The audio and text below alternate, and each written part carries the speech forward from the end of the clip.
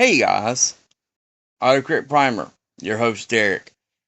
Questions I have. I'm new to the lore, and I'm seeing a lot of stuff on Reddit and other places that a lot of people are upset with the fact that Game Workshop is introducing female custodies. Now, with me getting into the lore and reading the books and slowly, and I'm brand spanking new to it, my question is this a bad thing? Now, I've read both sides of the argument, and for someone that is new getting into the lore, one thing that I wanted was my wife to be able to also play the game with me.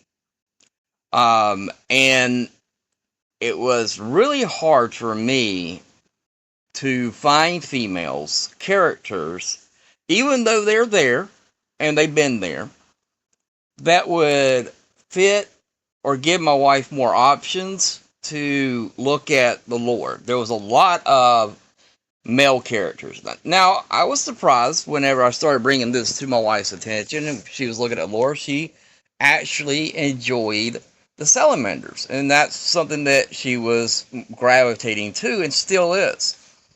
And so I brought it to her attention that there were going to be female custodies and in the lore. And she was like, "Well, are they changing the fundamentals, like, what the emperor created whenever before and during the Horus heresy?" And I was like, "It doesn't look like it, but it does look like they're now going to kind of introduce female custodies." Now I understand that these guys stay back and their own Earth.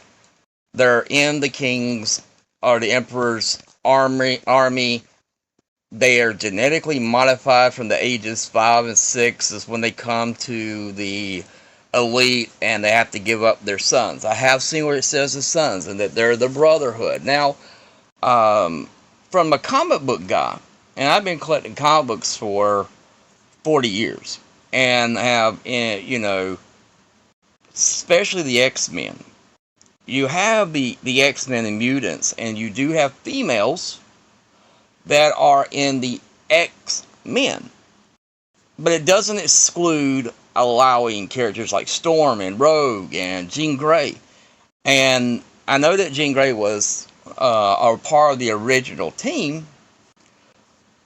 And I know that also in the X-Men lore, which is, I know is totally different from, Warhammer.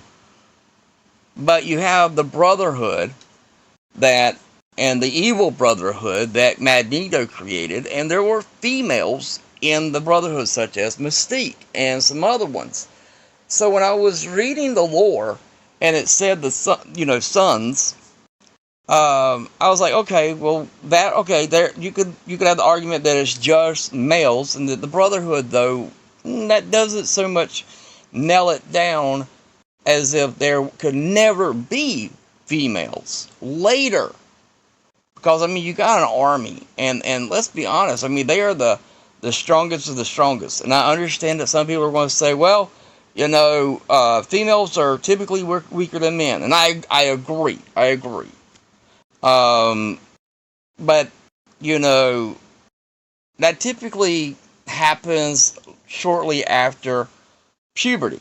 You're dealing with characters, for me, my argument is, you're dealing with characters that are taken at the ages 5 and 6 before they hit puberty. And their DNA is being manipulated with and being, completely engineered any way they want it to be. And in the lore, I don't really see, a lot of sex being a big campaign for any of the factions. And I understand there are females in other factions, such as the Sisterhood and the Inquisitions and stuff like that.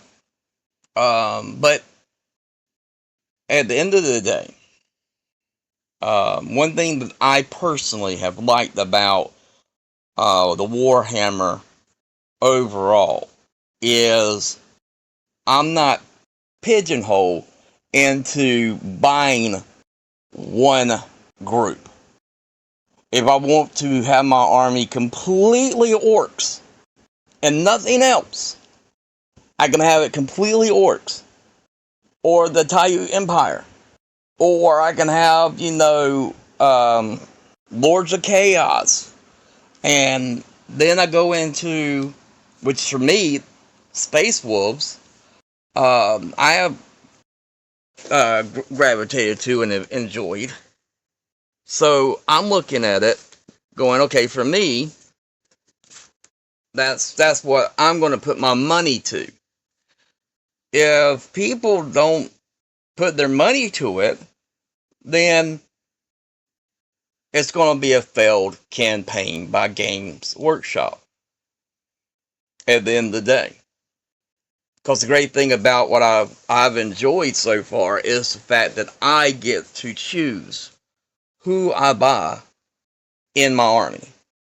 And at the end of the day, one thing that I have noticed from going to game shops and looking online and seeing the camaraderie, it goes across both the tables, the competition being friendly and engaging and enjoying each other as you're playing the positions and playing the game.